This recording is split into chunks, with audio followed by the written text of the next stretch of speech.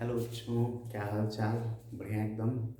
तो काफ़ी दिनों के बाद हम लोग फिर से वापस आ गए हैं यूट्यूब पे अपने इस सेशन में।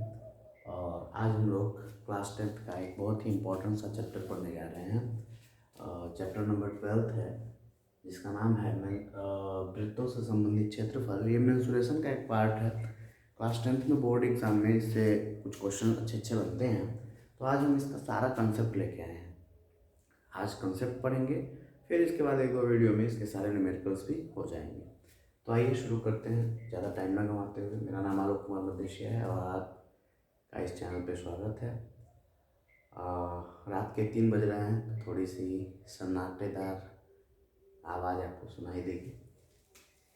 चलिए, सबसे पहले बात करते हैं वृत्त की। वृत्त क्या होता है? तो इसके लिए देखिए, मान लीजिए कि हमारे पास दो बिंदुएं हों। एक बिंदु हमारा ओ हो और एक बिंदु ए हो, जहाँ पे ओ को अगर स्थिर मान लिया जाए, इसको मान लिया जाए कि ये यहाँ से हिल नहीं रहा, और ओ इसके चारों तरफ इस प्रकार से परिक्रमण करे, ए जो है इसके चारों तरफ से इस प्रकार परिक्रमण करे कि हमेशा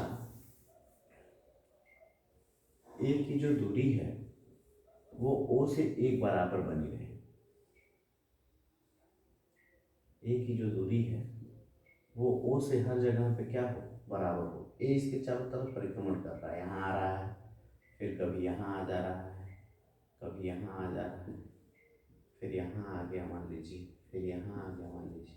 तो ए इसके चारों तरफ परिक्रमण तो कर रहा है, लेकिन हर बार जो ओ से इसकी दूरी है वो क्या रहेगी, इक्वल रहेगी, बराबर रहेगी।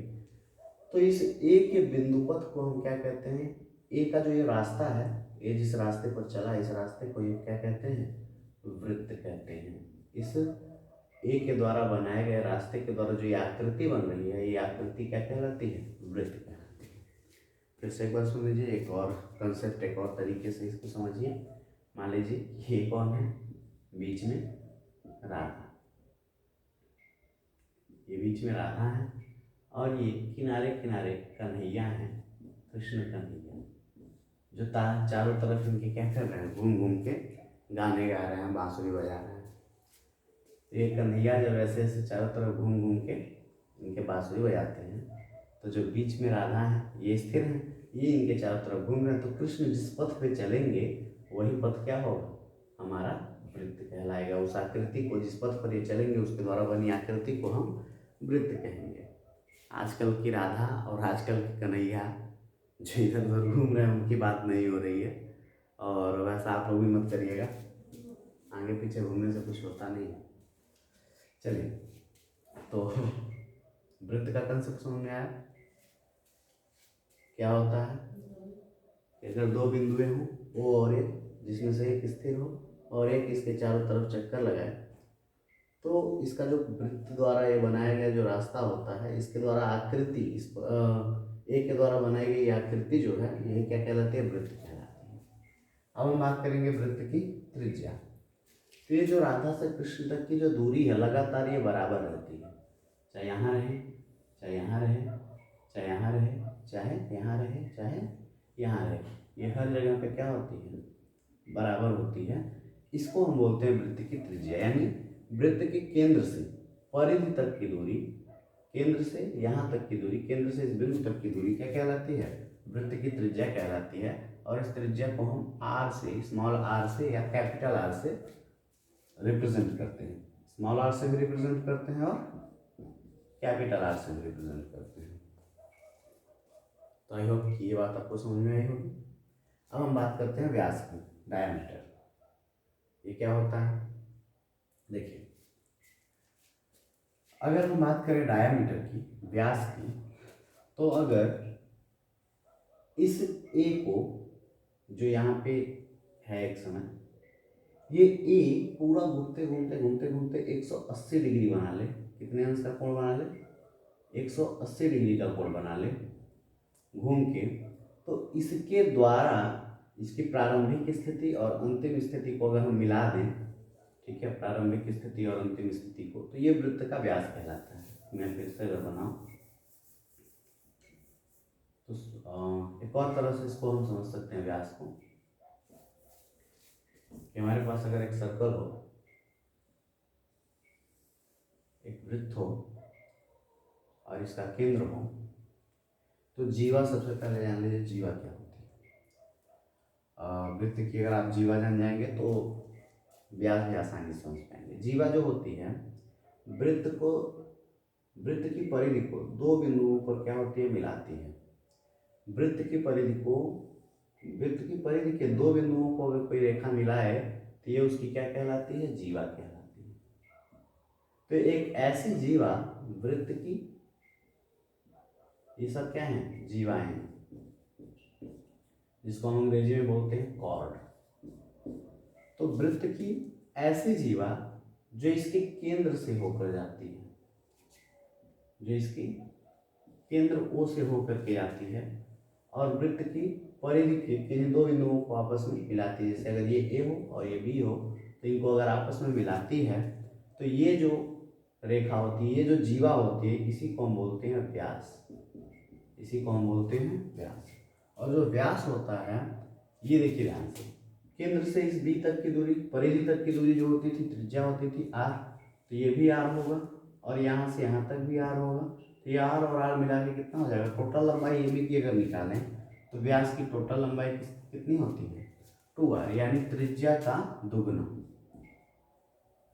व्यास कितना होता है, त्रिज्या का दुगुना होता है। ठीक, मुझे लगता है कि ये भी बात आपको समझ में आई होगी कि व्यास किसे कहते हैं। अब हम बात करेंगे परिधि की, सर्कमफेरेंस। सर्कमफेरेंस परिधि क्या होती है, समझिए। जब हम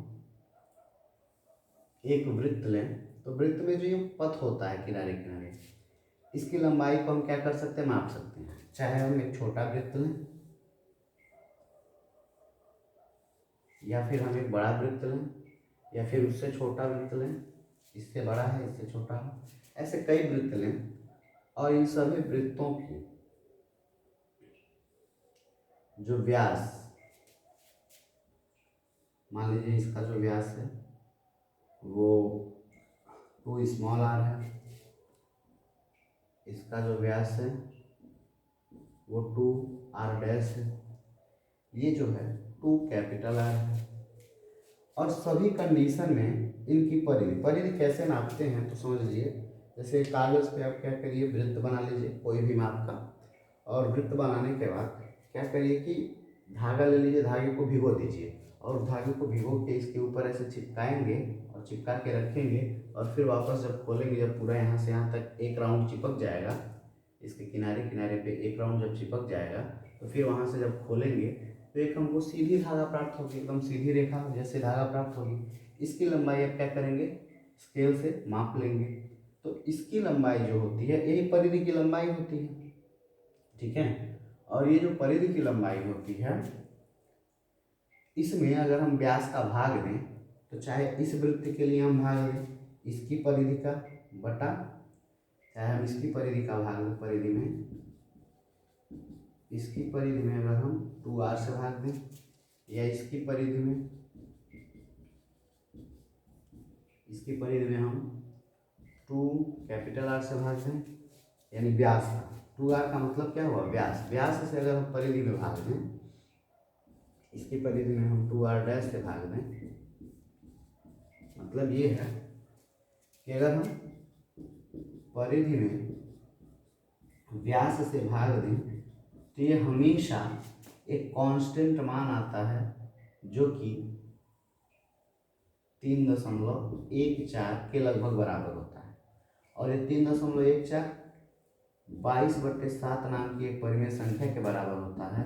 और दशमलव के 2 स्थानों तक हम जानते हैं पाई का भी यही मान होता है। इसीलिए परिधि और व्यास का अनुपात किसके बराबर आता है, पाई के बराबर। तो ये बार बार हमेशा किसके बराबर आएगा, पाई के बराबर। मतलब ये कि 22/7 कह लीजिए या 3.14 कह लीजिए, मतलब सबका क्या होगा, पाई, या 22/7। तो ये इसके बराबर आता था, ठीक है। तो ये अनुपात बराबर आता था। यहीं से अगर हम देखें तो हमको ये पता चल रहा है कि परिधि बराबर परिधि बटा व्यास, व्यास कितना है 2r बराबर, तो ये पाई आ रहा है, 2r को इधर भेज दें तो परिधि बराबर आ जाएगा, परिधि बराबर फॉर्मूला आ जाएगा, नीचे लिखते हैं,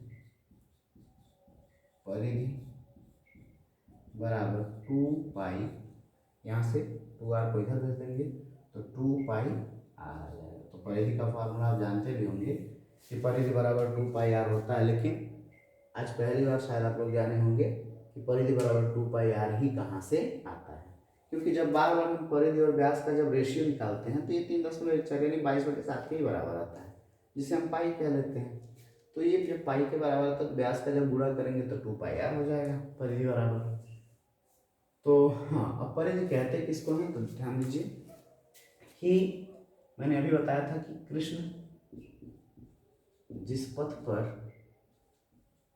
राधा के चारों तरफ घूमते हैं, इस पथ को हम क्या बोलते हैं, परिधि बोलते हैं।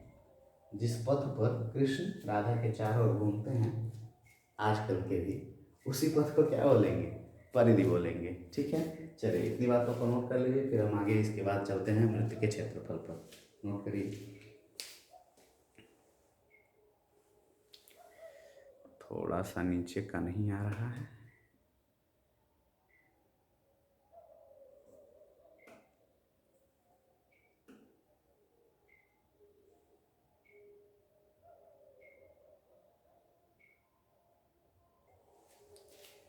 चलो अच्छा। तो अब हम लोग वृत्त के क्षेत्रफल के कॉन्सेप्ट को पढ़ते हैं। वृत्त का क्षेत्रफल क्या होता है। सबसे पहले मैंने एक वृत्त बनाया है, इसके बाद मैंने इसमें बहुत ही पतली पतली कुछ पट्टियाँ बना रखी हैं, जिसमें 16 पट्टियाँ टोटल हैं, 1 2 3 4 5 6 7 8 9 10 11 12 13 14 15 और 16, जिसमें से मैंने जो सम संख्या वाली पट्टियाँ हैं उनको डार्क कर दिया है। इसके बाद से हम इसको क्या करें, अगर कैंची से काट के, कागज़ पे बना के कैंची से काट के कुछ इस प्रकार से अरेंज करें, कुछ इस प्रकार से लगाएं, सादी वाली पट्टी जो प्राप्त हो रही है उसको हम ऐसे लगा दें, फिर जो डार्क वाली पट्टी हो रही है उसको घुमा के इसे लगा दें। तो इस प्रकार से लगाने पर हमको कुछ इस प्रकार की आकृति प्राप्त होगी। अगर हम पट्टियों की संख्या और ज़्यादा बढ़ा दें, अर्थात ये और छोटी छोटी पट्टियाँ बनाई जाएँ, तो टोटल ये जो है ये एक आयत जैसा दिखने लगेगा, लगभग कैसा दिखेगा, एक आयत जैसा दिखेगा। ध्यान से समझिएगा बात को। हमने क्या किया, सबसे पहले वृत्त बनाया, वृत्त को ऐसे कुछ लाइनों में बना दिया, एक चक्र जैसा, व्हील जैसा। इसके बाद हमने जो सम संख्या वाली पट्टियाँ थी, 1 2 गिनती कर ली, गिनती करने में सम संख्या वाले को डार्क कर दिया और बाकी छोड़ दिया। फिर उसके से कैंची से काटा तो कुछ सफ़ेद पट्टियाँ मिली, सादी सादी, कुछ काली पट्टियाँ मिली। काली और सफ़ेद दोनों को जब हमने जोड़ा तो कुछ इस प्रकार की आकृति प्राप्त हुई। पता ये चल रहा है कि ऐसी पट्टियों की संख्या भी 2 1 2 3 4 5 6 7 और 8 है, और सफ़ेद वाली पट्टियाँ भी कितनी हैं, 8 है। टोटल परिधि, अभी हम इसके पहले फॉर्मूला पढ़ चुके हैं, जो टोटल परिधि होती है वो होती है 2 पाई r। तो ये बताइए कि टोटल परिधि है 8, सॉरी 2 पाई r, और ये इनकी संख्या है 8 और 8 16। तो जब 16 संख्या है तो 2 पाई r परिधि है। तो अगर 8 की संख्या की बात करें, यानी इस आधे की बात करें, नीचे की तरफ से देखिए, इसकी लंबाई सिर्फ आधी तो हुई, 1 2 3 4 5 6 7 और 8, आधा हुआ। तो आधा हुआ तो इस परिधि का भी ये क्या होगा, आधा, यानी 2 पाई r। अगर ये पूरा है तो ये कितना होगा, पाई r। इसी प्रकार से सफ़ेद वाला 1 2 3 4 5 6 7 8, ये भी 8 है। तो इनकी संख्या भी कितनी है, 8, इसलिए इसकी परिधि कितनी होगी, 2 पाई r का आधा, तो पाई r। एक्चुअली आधे वृत्त की परिधियाँ हैं। फिर यहाँ से यहाँ तक की जो दूरी है ये वाली, इसको हम त्रिज्या बोलते हैं। तो ये हमारी क्या होगी, त्रिज्या r। ये छोटे वाले से यहाँ तक की जो दूरी है, यही तो है सफ़ेद पट्टी की जो लंबाई है। सफ़ेद पट्टी की लंबाई चाहे काली पट्टी की लंबाई, सब क्या है, बराबर, तो r। ये आयत जैसा दिखेगा। तो इसका अगर हम क्षेत्रफल निकालना चाहें तो आयत का क्षेत्रफल, इस चीज का आयत का क्षेत्रफल बराबर क्या होता है, लंबाई गुणे चौड़ाई, लंबाई गुणे चौड़ाई। तो लंबाई कितनी है, पाई r, चौड़ाई कितनी है, स्मॉल r, तो पाई आर और आर का गुणा करेंगे तो यहाँ से हो जाएगा ये पाई आर का स्क्वायर, और यही हमारा वृत्त का भी क्षेत्रफल होगा, क्योंकि हमने ये चीज जो आकृति बनाई थी आयत जैसी, ये वृत्त को ही तो काट के बनाई थी, तो वृत्त का जो क्षेत्रफल होगा वो पाई आर स्क्वायर के बराबर होगा। तो ये कंसेप्ट है इसका। इस तरह से आप प्रैक्टिकल के द्वारा, प्रयोग के द्वारा आप वृत्त का क्षेत्रफल निकाल सकते हैं। चलिए इस बात को नोट कर लीजिए, फिर हम आगे चलते हैं। जल्दी से नोट कर लीजिए। चलिए अब हम अगला बात करते हैं सेक्टर की, जिसको हम हिंदी में कहते हैं त्रिज्यखंड। त्रिज्यखंड क्या होता है? अगर हम एक वृत्त बना लें जिसका केंद्र O हो और इस परिधि पर कोई दो बिंदुएं ले लें A और B, तथा A को O से मिला दें और B को भी O से मिला दें, ठीक है, A को O से मिला दें और B को भी O से मिला दें, तो आप देखेंगे सबसे पहले A और B क्या कर रहा है। तो A और B इसकी परिधि को दो भागों में बांट रहा है, एक यहाँ से यहाँ तक की दूरी और एक ये वाली पूरी लेंथ। तो ये दो प्रकार के खंडों में बांट रहा है वृत्त की परिधि को। इस वाले जो खंड है, छोटा सा टुकड़ा है भी, तो इसको हम बोलते हैं लघुचाप। क्या बोलते हैं? लघुचाप बोलते हैं, ठीक है। और ये जो बड़ा वाला है ये खंड, इसको हम बोलते हैं दीर्घचाप। इसको हम बोलते हैं दीर्घचाप। ये दो प्रकार के चाप बन जाते हैं, आर्क बन जाते हैं, एक लघु और एक दीर्घ। दीर्घ में बड़ा होता है और लघु में छोटा, ठीक है। देखिए कैसे पता चलता है कौन छोटा कौन बड़ा? तो केंद्र पर इन त्रिज्याओं के द्वारा जो कोण बनेगा, तो ये अगर हमारा थीटा है तो ये 360 माइनस थीटा होगा। देखने से लग रहा है कि ये वाला जो एंगल है 360 माइनस थीटा वाला, वो बड़ा होगा। तो इसलिए जिसका कोण बड़ा होता है उस पर बना गया दीर्घचाप भी क्या होगा, उसके द्वारा बनाया गया चाप भी क्या होगा, बड़ा। यहाँ पे कोण छोटा है तो इसलिए इसका चाप भी क्या होगा, छोटा। तो ये लघुचाप और ये दीर्घचाप। इस लघु और दीर्घचाप के द्वारा आपको दो चीजें दिखाई दे रही हैं। ये जो वृत्त है ये भी दो भागों में बट गया है। जो आपका वृत्त था ये भी दो भागों में बट गया है। ये A है, ये B है, ये O है। तो अगर हम इस खंड की बात करें तो इस खंड को हम बोलते हैं लघु त्रिज्य खंड, और ये जो बड़ा वाला खंड है इसको हम बोलते हैं दीर्घ त्रिज्य खंड। यानी दो त्रिज्याओं के बीच, दो त्रिज्याओं के वृत्त के किन्हीं दो त्रिज्याओं के बीच जो घिरी हुई आकृति होती है, दो त्रिज्याओं के बीच घिरी हुई आकृति, उसे हम क्या बोलते हैं, त्रिज्यखंड बोलते हैं, ठीक है। अब बात करेंगे त्रिज्यखंड के क्षेत्रफल की। त्रिज्यखंड का क्षेत्रफल और त्रिज्यखंड के द्वारा ये चाप बनाया गया, इसकी लंबाई कितनी होती है।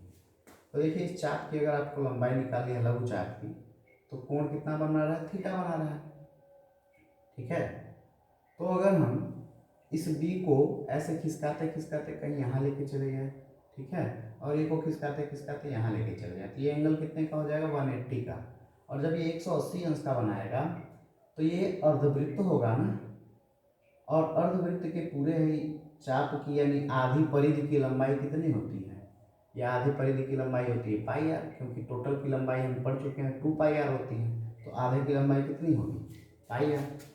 तो हम अगर बात करें 180 अंश का अगर कोण बन रहा है तो जो चाप की लंबाई L होगी वो कितनी होगी, पाई आर होगी। तो 1 डिग्री के लिए L की लंबाई कितनी होगी, तो L की लंबाई जो हो जाएगी 1 डिग्री के लिए वो हो जाएगी पाई आर बटा 180। तो अच्छा यहाँ पे अगर हमको 180 डिग्री नहीं पता है, हमको कितने पता है, थीटा डिग्री पता है, तो थीटा डिग्री के लिए कितना हो जाएगा, तो थीटा के लिए हो जाएगा, थीटा के लिए जो L की लंबाई हो जाएगी वो हो जाएगी पाई आर थीटा बटा 180। तो ये हमारा आएगा थीटा कोण जब हो तो उसके लिए लंबाई किस चीज़ की, इस चाप। तो चाप की लंबाई कितनी होगी, L बराबर होगी पाई आर थीटा बटे 180 डिग्री। यही अगर हम बात करें क्षेत्रफल की, इसी प्रकार से, तो अगर आधा वृत्त बन रहा है, आधा वृत्त, तो आधे वृत्त का क्षेत्रफल कितना होगा, एक मिनट, ट्रेन आ रही है तो थोड़ा सा खेत चाहते हैं। चलिए, ट्रेन पास कर गई है तो देख लीजिए। हम बात कर रहे थे त्रिज्यखंड के क्षेत्रफल की। त्रिज्यखंड का क्षेत्रफल कितना होगा, ये देखिए, ये जो लंबाई है ना, बड़े वाले के लिए भी लगा सकते हैं, छोटे वाले के लिए लगा सकते हैं, सिर्फ आपको थीटा का मान बदलना है।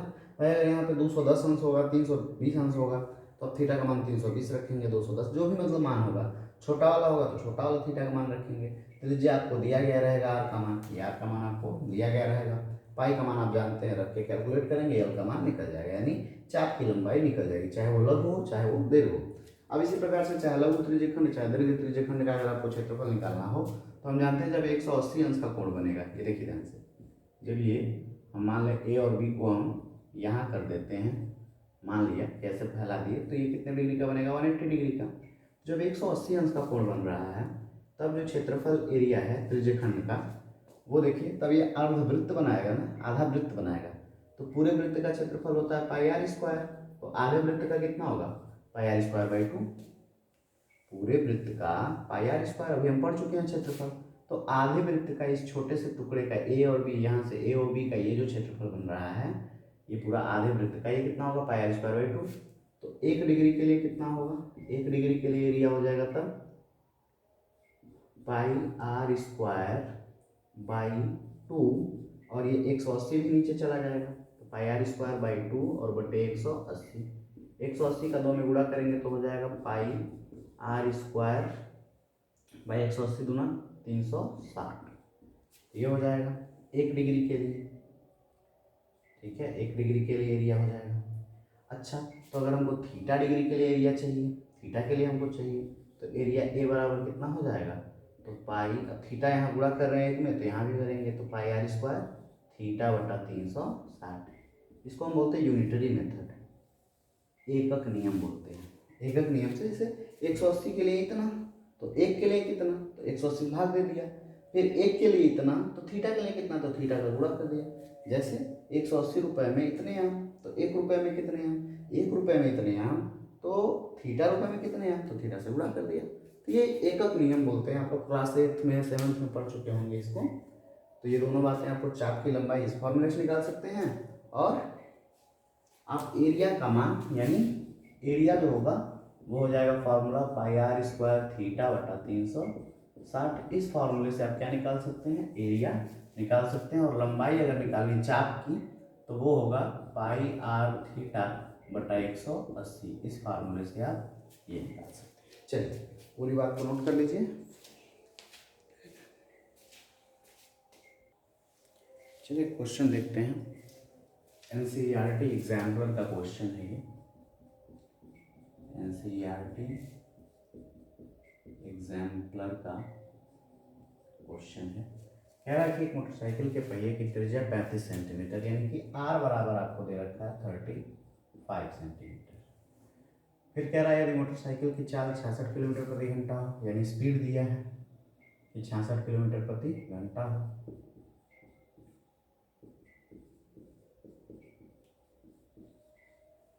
तो कह रहा है कि पहिया 1 मिनट में कितने चक्कर लगाएगा। समय दिया है 1 मिनट, 1 मिनट, तो इतने में चक्करों की संख्या पूछ रहा है हमसे, कितने चक्कर लगाएगा, चक्करों की संख्या क्या होगी। ठीक है, तो मान लेंगे कि m चक्कर लगाएगा, माना पहिया कितना चक्कर लगाएगा, m चक्कर लगाएगा। तो भाई एक चक्कर में उसके द्वारा लगाई गई जो दूरी हुई, तो पहिया देखिए गोल होता है ना, ऐसे ही तो होता पहिया।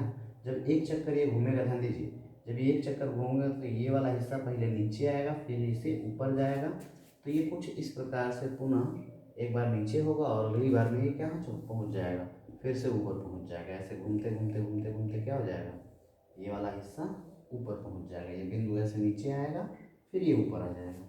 ठीक है, यानी कि भैया एक चक्कर अगर घूमेगा तो अपनी परिधि के बराबर ही तो दूरी तय करेगा, और परिधि कितना होता है इसका, 2 पाई आर। ठीक है, तो एक चक्कर में चली गई दूरी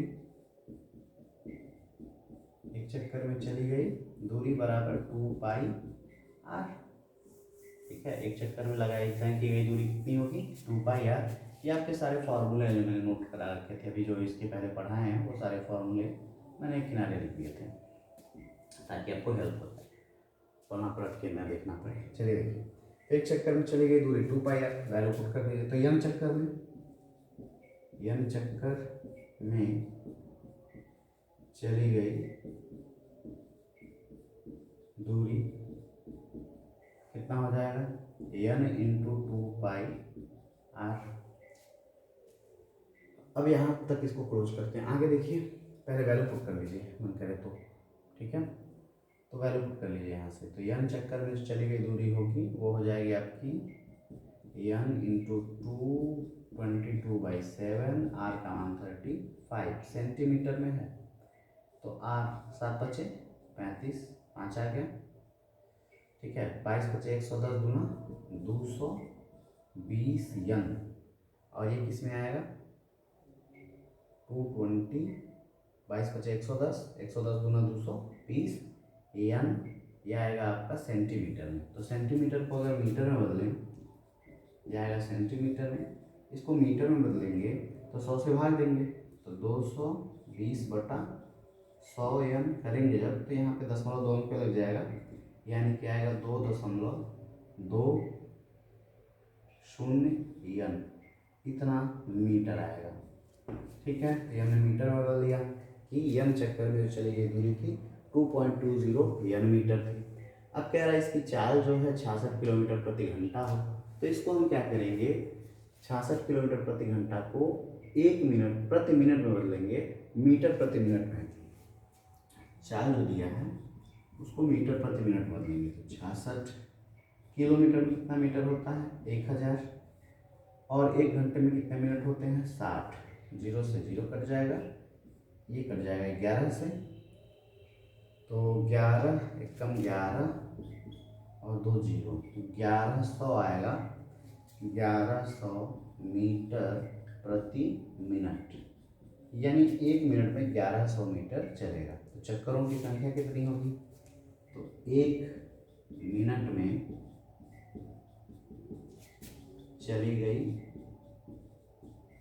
जो दूरी आई हमारी वो आई है 1100 मीटर। ठीक है, और हमने माना है कितना 2 पाई आर एन, यहाँ माना है 2.20 एम। हमने कितना निकाला है, माना है कि एक चक्कर में चली गई दूरी है 2 पाई आर, तो एन चक्कर 1 मिनट में कितने चक्कर लगाता है, मान लिया हमने एन चक्कर लगाएगा, तो 2.20 एन बराबर 1100। यहाँ से इसको काटेंगे तो दशमलव हटाएंगे, जब 2 अंक पे दशमलव है तो यहाँ 2 अंक पे दशमलव हटेगा, तो 2 0 यहाँ से क्या हो जाएगा खत्म हो जाएगा, सॉरी 2 0 बढ़ जाएगा, 2 0 और क्या होगा बढ़ जाएगा, 2 अंक पे यहाँ मतलब 100 का गुणा दोनों तरफ करेंगे, तो 2 0 यहाँ से दशमलव खत्म, और यहाँ पे 2 0 बढ़ जाएगा, 1 0 से 1 0 खत्म, 22, 11 कम 11, 11 दूना 22, यहाँ से आ गया 2n बराबर 1 और 3 0 बचे हैं, तो 2 से काटेंगे तो 500 आएगा। तो n बराबर हमारा आंसर कितना हो गया, n बराबर 500 चक्कर। नोट कर लीजिए, ट्रेन आ गई है। चलिए अगला क्वेश्चन देखते हैं, ये भी एनसीईआरटी एग्जाम्पल का क्वेश्चन है। अभी तक मैंने 2 क्वेश्चन ही आज कराऊंगा आज, बाकी जो 12A जो है आपका एक्सरसाइज उसको, और 12B को हम लोग नेक्स्ट सेशन में नेक्स्ट वीडियो में कर लेंगे। ज़्यादा नहीं होगा, मतलब सारे क्वेश्चंस थोड़े हम इसमें हल करा पाएंगे, जो इम्पोर्टेंट क्वेश्चन होंगे उन्हीं को हल कराएंगे। सारे क्वेश्चन कराएंगे तो सारी वीडियोस लेंदी हो जाएगी। आप लोग खुद से घर पे ट्राई करिए जितने भी क्वेश्चंस हैं, ताकि आपकी प्रिपरेशन और बेहतर हो। चलिए, कह रहा उस वृत्त का व्यास ज्ञात कीजिए जिसका क्षेत्रफल 20 सेंटीमीटर और 48 सेंटीमीटर व्यास वाले 2 वृत्त हैं, उनके क्षेत्रफलों के योग के बराबर है। मतलब आपको पहले से 2 सर्कल दिया है, ठीक है, एक का व्यास दिया है 20 सेंटीमीटर और एक का व्यास दिया है 48 सेंटीमीटर। तो ये बताइए कि अगर आपको इस छोटे वाले की त्रिज्या बतानी हो आपको इस छोटका की त्रिज्या कितनी होगी, तो इसकी त्रिज्या होगी 10 सेंटीमीटर। अरे भाई व्यास का आधा ही तो होता है त्रिज्या, और इसका कितना होगा 24, इसका कितना होगा 24 सेंटीमीटर इसकी त्रिज्या होगी। तो हमको छोटे r1 की, अगर r की वैल्यू निकालनी चाहें तो कितना हो जाएगा 10 सेंटीमीटर हो जाएगा, और बड़े वाले r की मान निकालें उसकी तो कितना हो जाएगा 24 सेंटीमीटर हो जाएगा।